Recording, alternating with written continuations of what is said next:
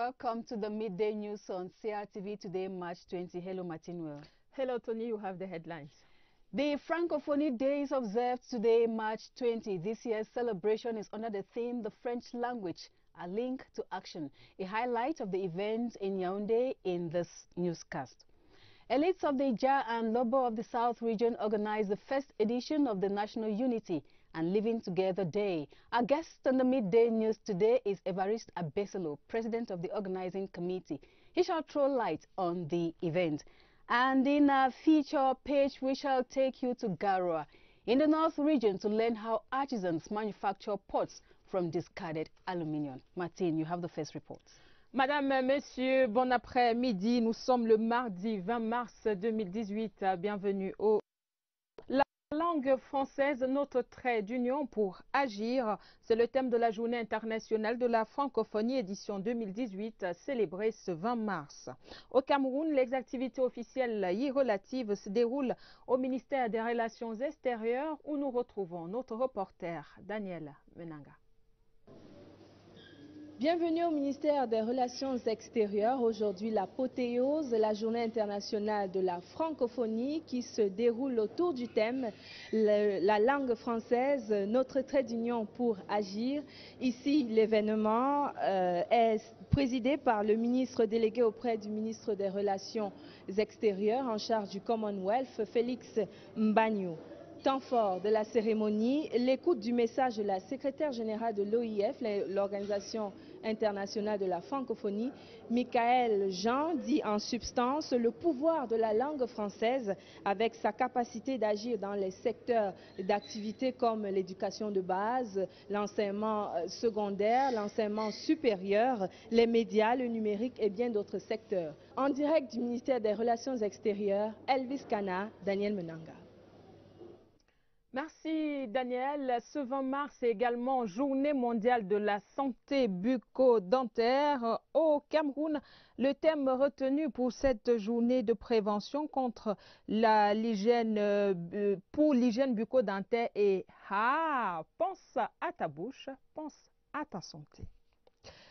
Sénatorial 2018, la liste RDPC de la région de l'Ouest sera de la partie le 25 mars prochain. Le Conseil constitutionnel a rendu son verdict ce lundi en vidant le contentieux préélectoral. Le candidat RDPC qualifié de fictif devant le président Clément Atangana s'est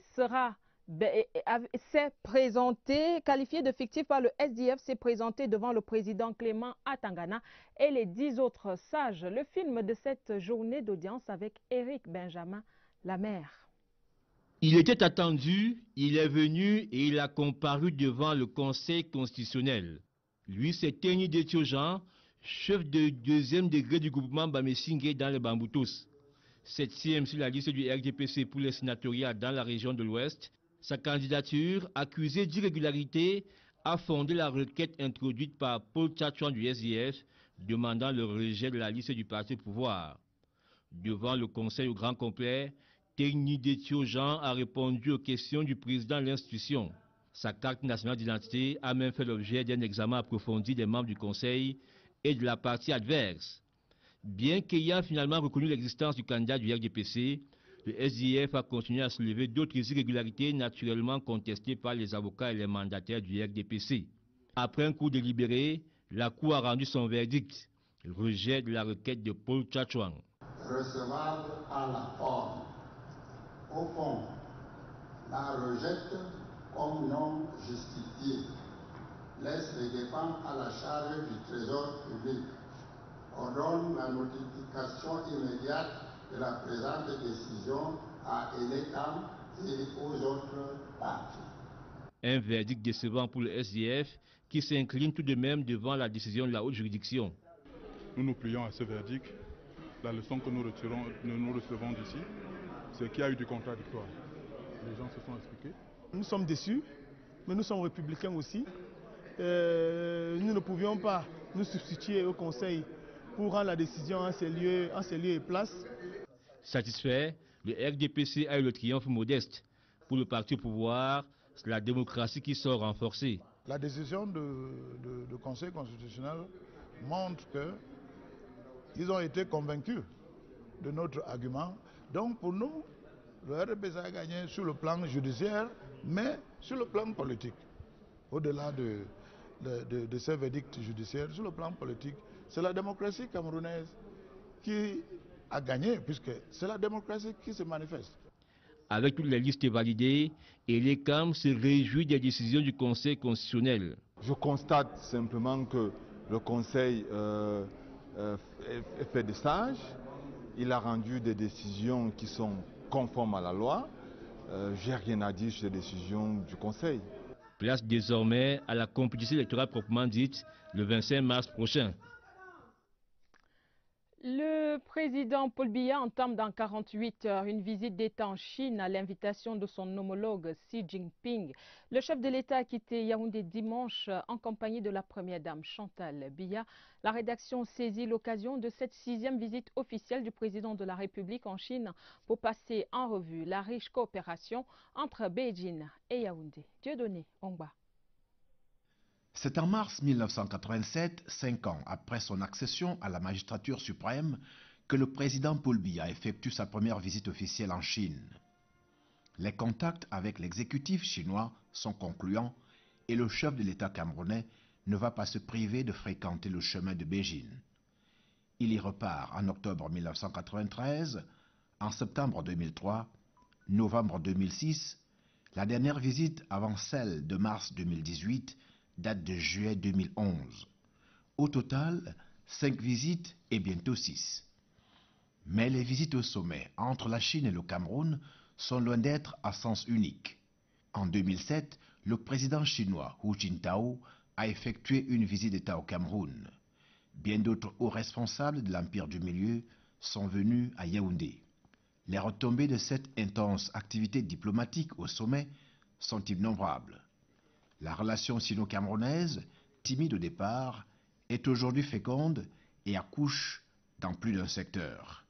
Barrages hydroélectriques, routes, autoroutes, télécommunications, infrastructures sportives et portuaires, la santé n'est pas en reste. Quelques illustrations avec les autoroutes Yaoundé-Douala, Yaoundé-Nsimalen en construction, les barrages de Menveleu, Mekine, Bini-Awarak, le port à eau profonde de Kribi, le palais polyvalent des sports de Yaoundé, les hôpitaux gynéco-obstétriques de Yaoundé et de Douala, entre autres. Au niveau commercial, la Chine est devenue un partenaire de poids pour le Cameroun, avec environ 1000 milliards de francs CFA en termes d'échange. Une relation gagnant-gagnant qui a fait dire au président Paul Biya, à l'inauguration du palais polyvalent des sports à Yaoundé, que la coopération sino-camerounaise est exemplaire, généreuse et efficace. C'était en juin 2009. Elle l'est davantage aujourd'hui. You're watching the Midday News. Activities of the Francophonie Week end today, which is the day of the Francophonie at the Ministry of External Relations. Participants and winners of the Francophonie quiz are already at the conference hall to listen to the message of the Secretary General of the organization and that of Felix Mbanyu, Minister Delegate in the Ministry of External Relations, in charge of the Commonwealth, who will preside over today's event. Beatrice Ngumis at the Ministry of External Relations with updates.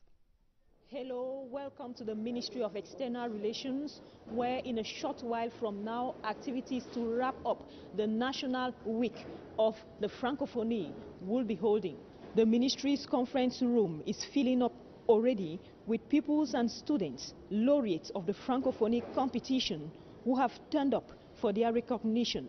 Representatives of partner structures and ministries too are taking their seats. The flags of member state countries are already conspicuous in the hall as the protocol takes measures to get things ready and on time.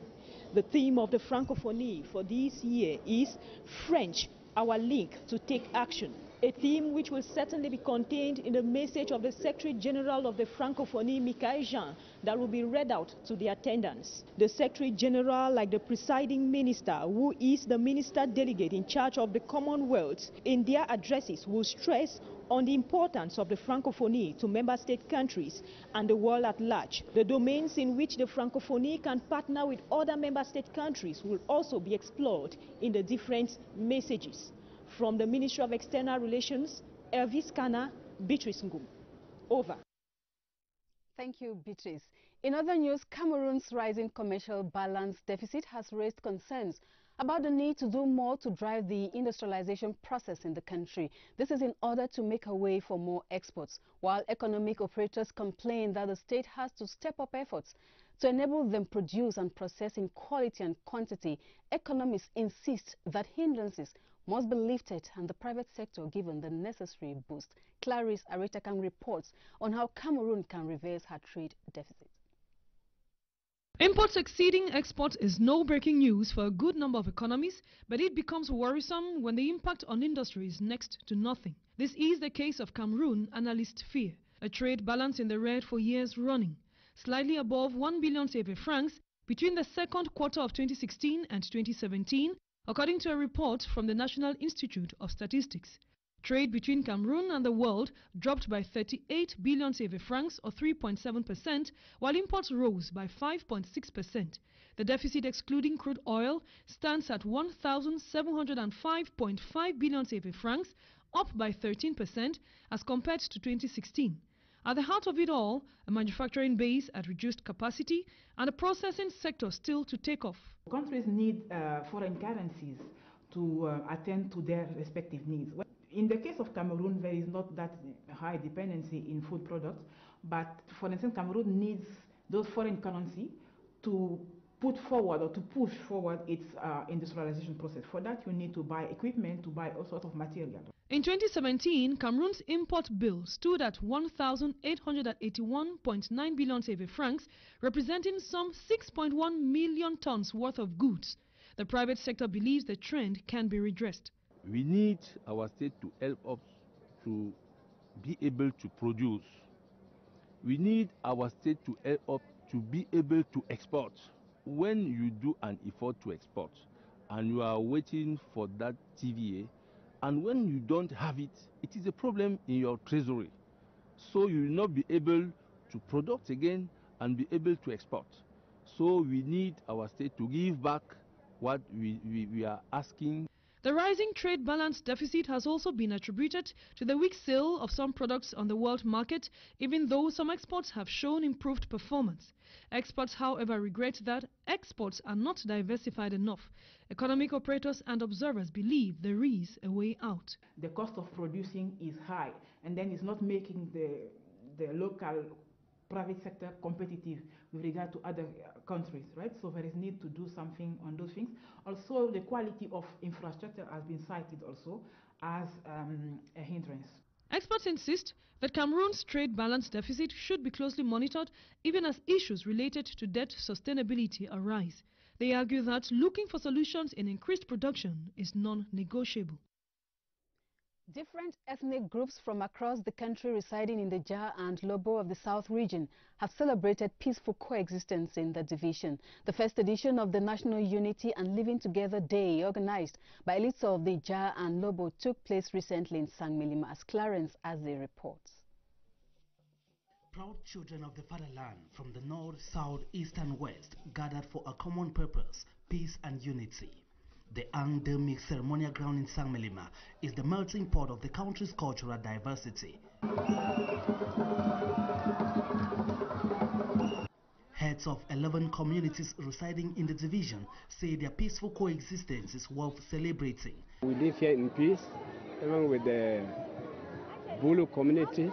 The Bulu, the Ototon here, we stay with them with no problem. Even the other communities, we live well.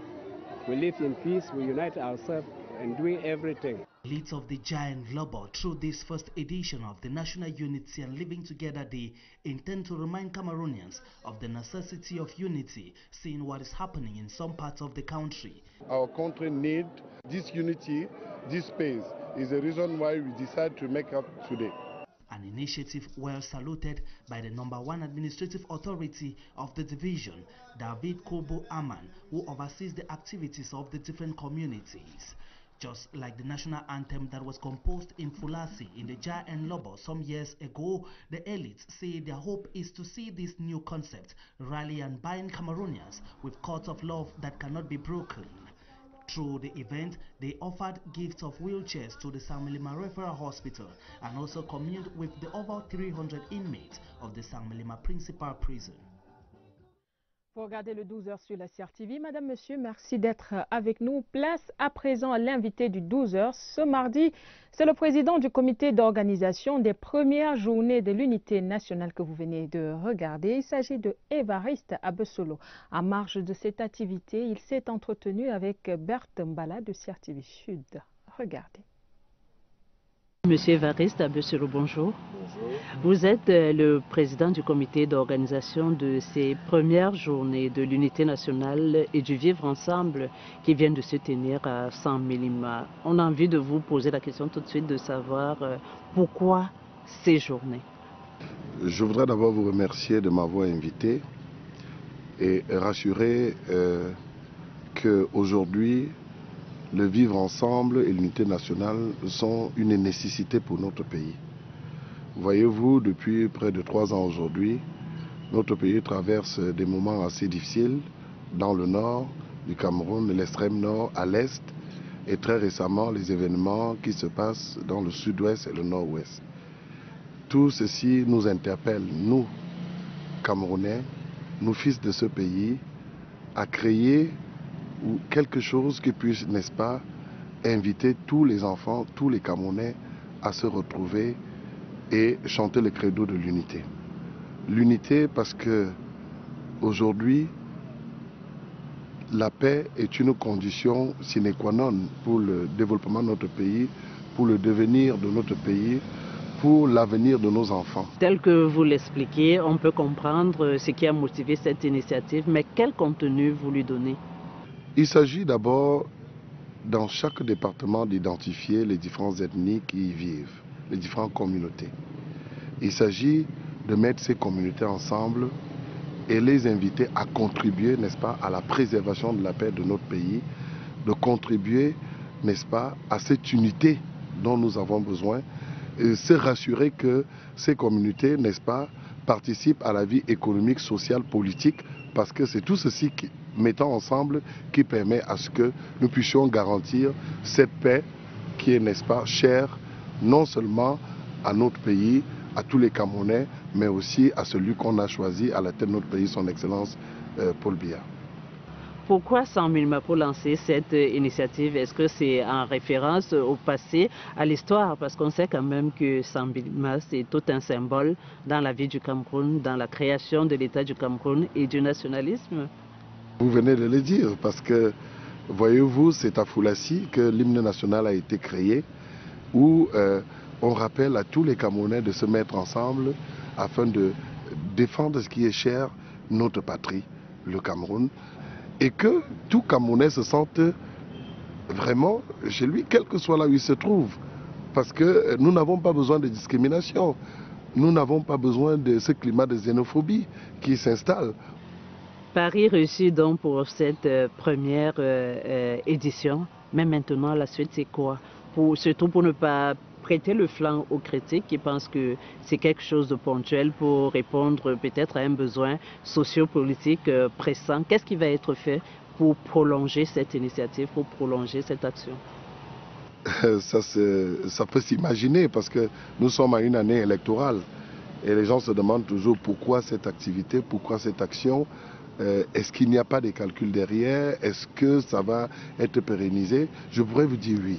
Parce que, voyez-vous, hier, nous avons eu des invités qui sont venus de Ngaoundéré, n'est-ce pas, qui ont contribué, n'est-ce pas, à la réussite de cet événement et qui se préparent à ce que nous réalisons la 2e édition dans la ville de Ngaoundéré. Et nous pensons ensemble, d'ailleurs, le faire dans les jours à venir dans ces villes. Vous pouvez compter, M. Évariste Abesolo, sur l'accompagnement de la CRTV. Nous avons été là, nous serons là pour les autres éditions de la journée de l'unité et du vivre ensemble. Merci d'avoir répondu à nos questions. Merci aussi. Parlons à présent de cette histoire incroyable mais vraie qui agite la ville de Douala.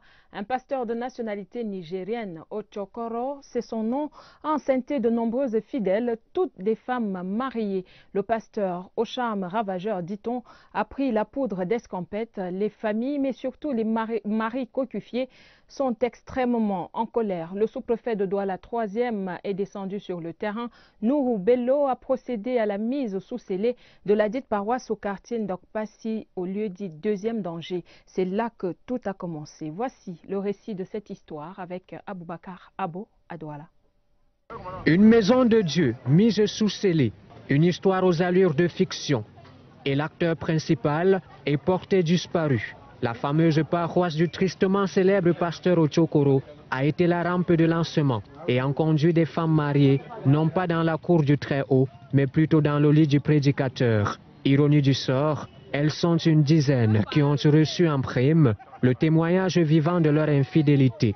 L'une des femmes victimes serait entre la vie et la mort, selon des témoignages concordants, pour avoir tenté d'éjecter le fruit d'une aventure malheureuse. Ma bailleuse était fidèle dans cette église. Dernièrement, je me suis rendu dans sa maison pour leur rendre visite. Elle m'a fait comprendre que son enfant allait à l'école tomber. Elle dit, mais vous n'avez pas amené l'enfant dans votre église comme d'habitude. Je dis, dans quelle église? L'église où le pasteur passe son temps à enceinter les femmes. La fermeture de l'église par l'autorité administrative sonne comme un acte de délivrance pour les habitants du coin. Vraiment, c'était insupportable. La nuit, ils priaient, toutes les semaines, on ne dormait pas. C'est les prières, les pleurs toutes les nuits. Pour les époux victimes, les blessures infligées par l'homme de Dieu peineront à cicatriser tant que le pasteur cavaleur ne sera pas arrêté et mis hors d'état de nuire. Mais l'autorité administrative rassure. Au regard de toutes les dénonciations que nous avons reçues, nous avons donc pris cette mesure conservatoire en vue de rassurer les populations et de les inviter à rester calmes. Nous invitons les victimes à se rapprocher des différents services de sécurité pour déposer leurs plaintes, pour que des sanctions appropriées soient infligées à ce genre d'église. En attendant le dernier acte de ce scénario, la prudence est plus que jamais recommandée, car il est désormais clair que tous ceux qui tiennent une Bible ne sont pas toujours au service de Dieu le Père. Et c'est une affaire à suivre. La filière avicole bat de l'aile au Cameroun. Le poulet se fait rare. C'est un éternel mouvement de va-et-vient entre pénurie et surabondance. En ce moment, sur les marchés, pas de poulet. Et quand on a la chance d'en avoir, c'est hors des prix. Les poulets vont jusqu'à 7 000 francs CFA la pièce. La récente crise de grippe aviaire qui a dévasté la filière y est pour beaucoup. On en vient même à craindre un retour du poulet surgelé sur nos étals. Que faut-il pour un retour à la normale dans ce secteur? Esquisse de réponse dans cette enquête. Une quarantaine de poulets à peine dans ce hangar, ça va mal dans cette ferme de Mehandan sur la route de Simalen. Ici, en temps normal, c'est 500 poulets par hangar, soit 2000 au total répartis dans les 4. La grippe aviaire a détruit non seulement les poulets de chair, mais également les poulets qui produisent les œufs de reproduction. Donc il manque le poussin. Le poussin, c'est la porte d'entrée pour avoir du poulet. L'effet yo-yo dans la filière avicole est le lot quotidien des aviculteurs du Cameroun. Pénurie, abondance, puis pénurie, comme c'est le cas actuellement.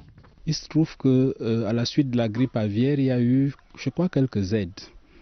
Et malheureusement, les aides sont allées à des individus qui ne sont pas de la filière, qui ont loué des fermes.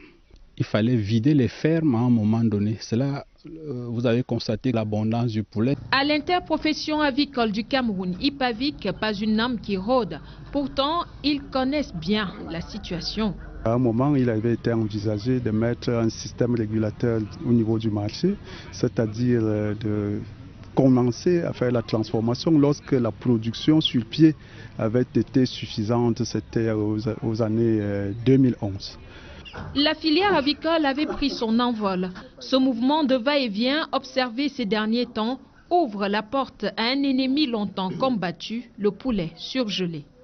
C'est à la fois un problème de tenue de la filière locale, mais maintenant il y a également l'appétit de certaines personnes qui sont tapies dans l'ombre et qui gagneraient plus avec des importations de poulet surgelé qu'à soutenir la filière. Le mal est donc bien profond. En ce qui concerne la production des poussins, par exemple, les particuliers ont le monopole. À l'époque, le complexe avicole de Mvobexi à Yaoundé assurait ça, c'était avant. L'entreprise a mis la clé sous le paillasson depuis 2016. In our feature page, we go to an artisan's workshop in Garwa North region to learn how pots and other items are manufactured from aluminium. Our guide is Luisa Akwanka Achato, who says the manufacturers are counting on support from the state to develop their sector. Within this workshop, situated in the North Regional capital Garwa, abuzz with constant activity, local artisans manufacture aluminium-based cookware at an astonishing rate. Temunga Gabriel, one of them, feeds his raging furnace with old, rejected and discarded aluminium objects for the desired molten substance, which would in turn be poured into molds prepared with fine soil and a prototype of the shape sought after through a process called stamping. A few meters away, freshly fabricated pots and their lids, spoons, mortars and other finished products are propped up, ready for the market. The precision the procedure requires, however, is mind-boggling. The raw materials must be melted to a specific temperature. Precise timing, too, is of the essence, as it takes 10 minutes for the molten float to solidify, so we must work within that time frame to get the best product. These informally trained craftsmen endeavor to cloak their sector with integrity and professionalism. We buy and stock the raw materials for the process. We also work with experts for more quality work. A helping hand from the competent authorities will be most welcome to develop the sector. For our ambitions to materialize, we need the state's support to expand our workshops and output so we can even sell beyond our borders. This activity, which has become second nature to these enterprising youngsters, would definitely stand the test of time thanks to its resourcefulness as a source of livelihood for communities and a catalyst for development. Ces belles images que nous a proposées Luisa Akwanka Achato de CRTV Nord viennent mettre un terme aux 12 heures de ce mardi. Madame, Monsieur, merci d'avoir regardé. Ça a été un plaisir d'être avec vous encore et nous serons là demain avec le même plaisir lorsqu'il sera 12 heures pile poil sur la CRTV. À demain. See you tomorrow. Thanks for watching and stay blessed.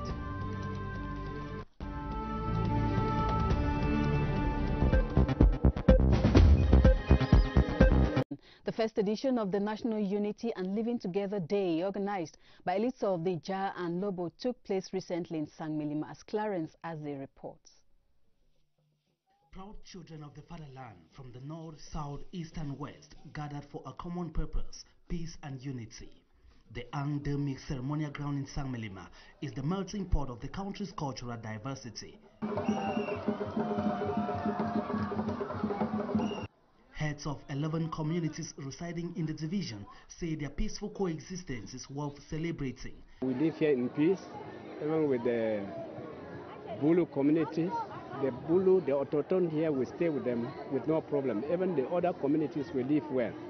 We live in peace, we unite ourselves and doing everything. Leads of the Giant Global, through this first edition of the National Unity and Living Together Day, intend to remind Cameroonians of the necessity of unity, seeing what is happening in some parts of the country. Our country needs this unity, this space is the reason why we decided to make up today. An initiative well saluted by the #1 administrative authority of the division, David Kobo Aman, who oversees the activities of the different communities.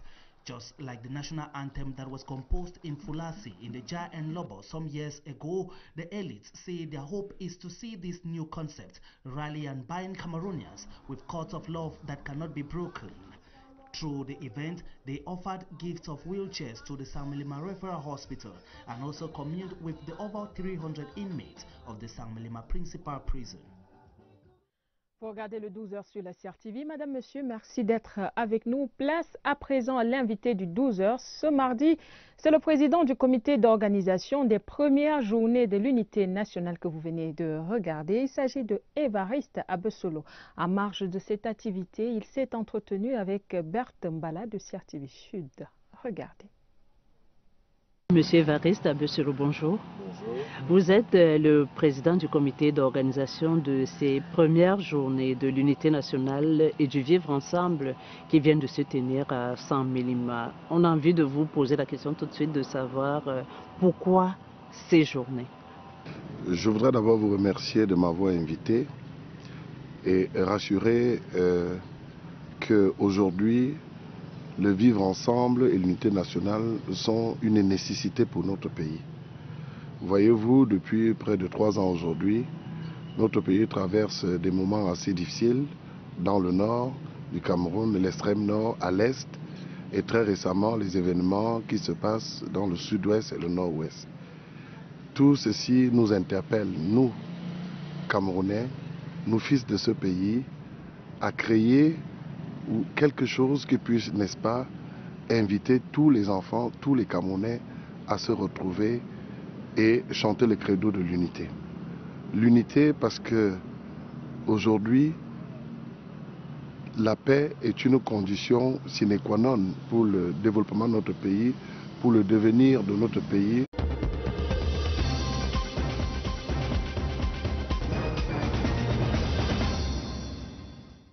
Welcome to the midday news on CRTV today, March 20. Hello, Martin. Hello, Tony. You have the headlines.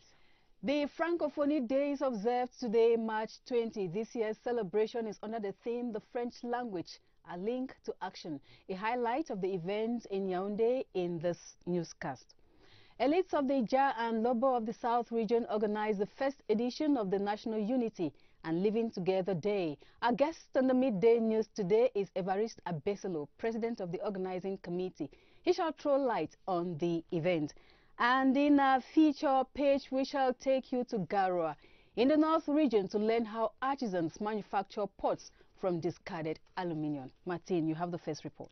Madame, Monsieur, bon après-midi. Nous sommes le mardi 20 mars 2018. Bienvenue au... La langue française, notre trait d'union pour agir, c'est le thème de la Journée internationale de la francophonie édition 2018 célébrée ce 20 mars. Au Cameroun, les activités officielles y relatives se déroulent au ministère des Relations extérieures où nous retrouvons notre reporter Daniel Menanga. Bienvenue au ministère des Relations extérieures. Aujourd'hui, l'apothéose de la Journée internationale de la francophonie qui se déroule autour du thème la langue française, notre trait d'union pour agir. Ici, l'événement est présidé par le ministre délégué auprès du ministre des Relations extérieures en charge du Commonwealth, Félix Mbagnou. Temps fort de la cérémonie, l'écoute du message de la secrétaire générale de l'OIF, l'Organisation internationale de la francophonie, Michael Jean, dit en substance le pouvoir de la langue française avec sa capacité d'agir dans les secteurs d'activité comme l'éducation de base, l'enseignement secondaire, l'enseignement supérieur, les médias, le numérique et bien d'autres secteurs. En direct du ministère des Relations extérieures, Elvis Kana, Daniel Menanga. Merci Daniel. Ce 20 mars est également Journée mondiale de la santé bucco-dentaire. Au Cameroun, le thème retenu pour cette journée de prévention contre l'hygiène bucco-dentaire est « pense à ta bouche, pense à ta santé ». Sénatoriale 2018, la liste RDPC de la région de l'Ouest sera de la partie le 25 mars prochain. Le Conseil constitutionnel a rendu son verdict ce lundi en vidant le contentieux préélectoral. Le candidat RDPC qualifié de fictif devant le président Clément Atangana sera s'est présenté, qualifié de fictif par le SDF, s'est présenté devant le président Clément Atangana et les 10 autres sages. Le film de cette journée d'audience avec Éric Benjamin Lamère. Il était attendu, il est venu et il a comparu devant le Conseil constitutionnel. Lui, c'est Teni Detiojan, chef de... Elvis Kana, Beatrice Ngum. Over. Thank you, Beatrice. In other news, Cameroon's rising commercial balance deficit has raised concerns about the need to do more to drive the industrialization process in the country. This is in order to make a way for more exports, while economic operators complain that the state has to step up efforts to enable them produce and process in quality and quantity. Economists insist that hindrances must be lifted and the private sector given the necessary boost. Clarice Aretakang reports on how Cameroon can reverse her trade deficit. Imports exceeding exports is no breaking news for a good number of economies, but it becomes worrisome when the impact on industry is next to nothing. This is the case of Cameroon, analysts fear. A trade balance in the red for years running, slightly above 1 billion CFA francs between the second quarter of 2016 and 2017, according to a report from the National Institute of Statistics. Trade between Cameroon and the world dropped by 38 billion CFA francs or 3.7%, while imports rose by 5.6%. The deficit excluding crude oil stands at 1,705.5 billion CFA francs, up by 13% as compared to 2016. At the heart of it all, a manufacturing base at reduced capacity and a processing sector still to take off. Countries need foreign currencies to attend to their respective needs. In the case of Cameroon, there is not that high dependency in food products, but for instance, Cameroon needs those foreign currency to put forward or to push forward its industrialization process. For that, you need to buy equipment, to buy all sorts of material. In 2017, Cameroon's import bill stood at 1,881.9 billion CFA francs, representing some 6.1 million tons worth of goods. The private sector believes the trend can be redressed. We need our state to help us to be able to produce. We need our state to help us to be able to export. When you do an effort to export and you are waiting for that TVA, and when you don't have it, it is a problem in your treasury. So you will not be able to produce again and be able to export. So we need our state to give back what we are asking. The rising trade balance deficit has also been attributed to the weak sale of some products on the world market, even though some exports have shown improved performance. Experts, however, regret that exports are not diversified enough. Economic operators and observers believe there is a way out. The cost of producing is high, and then it's not making the local private sector competitive with regard to other countries, right? So there is need to do something on those things. Also, the quality of infrastructure has been cited also as a hindrance. Experts insist that Cameroon's trade balance deficit should be closely monitored even as issues related to debt sustainability arise. They argue that looking for solutions in increased production is non-negotiable. Different ethnic groups from across the country residing in the Jah and Lobo of the South region have celebrated peaceful coexistence in the division. Deuxième degré du groupement Bamesingé dans le Bamboutos. 7e sur la liste du RDPC pour les sénatoriales dans la région de l'Ouest. Sa candidature, accusée d'irrégularité, a fondé la requête introduite par Paul Tchatchouan du SDF, demandant le rejet de la liste du parti au pouvoir. Devant le conseil au grand complet, Teni Detiojan a répondu aux questions du président de l'institution. Sa carte nationale d'identité a même fait l'objet d'un examen approfondi des membres du conseil et de la partie adverse. Bien qu'ayant finalement reconnu l'existence du candidat du RDPC, le SDF a continué à soulever d'autres irrégularités naturellement contestées par les avocats et les mandataires du RDPC. Après un cours délibéré, la Cour a rendu son verdict, le rejet de la requête de Paul Tchatchouan. Recevable à la forme. Au fond, la rejette comme non justifiée, laisse les dépenses à la charge du Trésor public, ordonne la notification immédiate de la présente décision à ENECAM et aux autres parties. Un verdict décevant pour le SDF qui s'incline tout de même devant la décision de la haute juridiction. nous nous plions à ce verdict. La leçon que nous recevons d'ici, c'est qu'il y a eu du contradictoire. Les gens se sont expliqués. Nous sommes déçus, mais nous sommes républicains aussi. Nous ne pouvions pas nous substituer au Conseil pour rendre la décision en ces lieux et places. Satisfait, le RDPC a eu le triomphe modeste. Pour le parti au pouvoir, c'est la démocratie qui sort renforcée. La décision du Conseil constitutionnel montre qu'ils ont été convaincus de notre argument. Donc pour nous, le RDPC a gagné sur le plan judiciaire, mais sur le plan politique. Au-delà de ces verdicts judiciaires, sur le plan politique, c'est la démocratie camerounaise qui a gagné, puisque c'est la démocratie qui se manifeste. Avec toutes les listes validées, l'ECAM se réjouit des décisions du Conseil constitutionnel. Je constate simplement que le Conseil fait des sages. Il a rendu des décisions qui sont conformes à la loi. J'ai rien à dire sur les décisions du Conseil. Place désormais à la compétition électorale proprement dite le 25 mars prochain. Le président Paul Biya entame dans 48 heures une visite d'État en Chine à l'invitation de son homologue Xi Jinping. Le chef de l'État a quitté Yaoundé dimanche en compagnie de la première dame Chantal Biya. La rédaction saisit l'occasion de cette 6e visite officielle du président de la République en Chine pour passer en revue la riche coopération entre Beijing et Yaoundé. Dieudonné Ongba. C'est en mars 1987, 5 ans après son accession à la magistrature suprême, que le président Paul Biya effectue sa première visite officielle en Chine.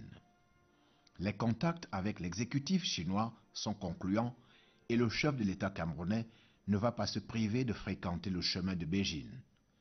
Il y repart en octobre 1993, en septembre 2003, novembre 2006, la dernière visite avant celle de mars 2018 date de juillet 2011. Au total, 5 visites et bientôt 6. Mais les visites au sommet entre la Chine et le Cameroun sont loin d'être à sens unique. En 2007, le président chinois Hu Jintao a effectué une visite d'État au Cameroun. Bien d'autres hauts responsables de l'Empire du Milieu sont venus à Yaoundé. Les retombées de cette intense activité diplomatique au sommet sont innombrables. La relation sino-camerounaise, timide au départ, est aujourd'hui féconde et accouche dans plus d'un secteur. Barrages hydroélectriques, routes, autoroutes, télécommunications, infrastructures sportives et portuaires, la santé n'est pas en reste. Quelques illustrations avec les autoroutes Yaoundé-Douala, Yaoundé-Nsimalen en construction, les barrages de Menvele, Mekine, Bini à Warak, le port à eau profonde de Kribi, le palais polyvalent des sports de Yaoundé, les hôpitaux gynéco-obstétriques de Yaoundé et de Douala, entre autres. Au niveau commercial, la Chine est devenue un partenaire de poids pour le Cameroun, avec environ 1000 milliards de francs CFA en termes d'échange. Une relation gagnant-gagnant qui a fait dire au président Paul Biya, à l'inauguration du palais polyvalent des sports à Yaoundé, que la coopération sino-camerounaise est exemplaire, généreuse et efficace. C'était en juin 2009. Elle l'est davantage aujourd'hui. You're watching the Midday News. Activities of the Francophonie Week end today, which is the day of the Francophonie at the Ministry of External Relations.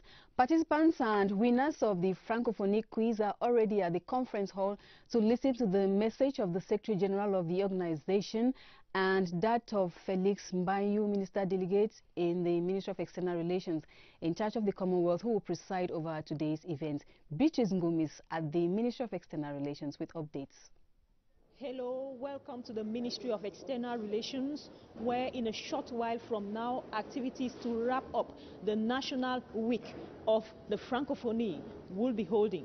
The Ministry's conference room is filling up already with pupils and students, laureates of the Francophonie competition, who have turned up for their recognition. Representatives of partner structures and ministries too are taking their seats.